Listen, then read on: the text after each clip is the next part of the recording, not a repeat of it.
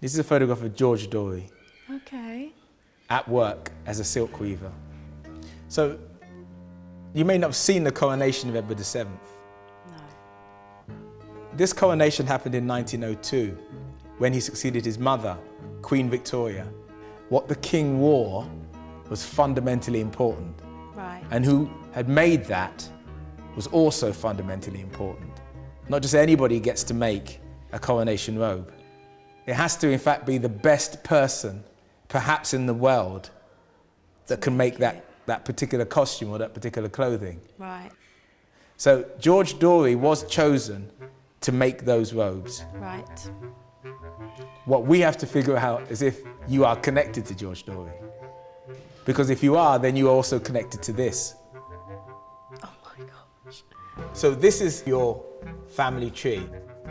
Your great-great-grandmother, Cecilia Ann Dore, was born in 1846.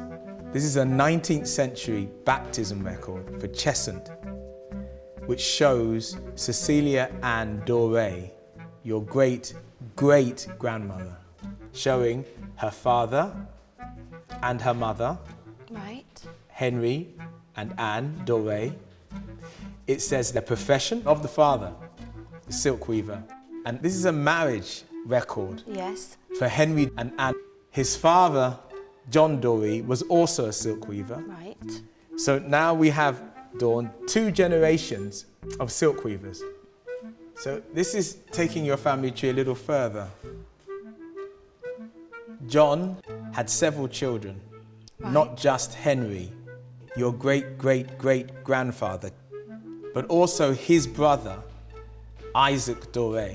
Okay. Now, Isaac also had children. Okay. This is a 19th century marriage record for George Dore to Caroline Emma, which shows that his father was Isaac Dore Right. and that his profession was a silkweaver. This marriage record proves that George Dore is directly related to you. Is it the same George Dore as the one that done the coronation rose for Edward VII? Well, I'm going to show you a picture of the George Dore that this marriage record concerns, and then you can tell me. This is George Dore, the famous silkweaver that created Edward VII's coronation robes. Ah! It is? Yes. So I am related? Yes. Oh my God! Wow! That is amazing. So, thank you. Thank you. Thank you.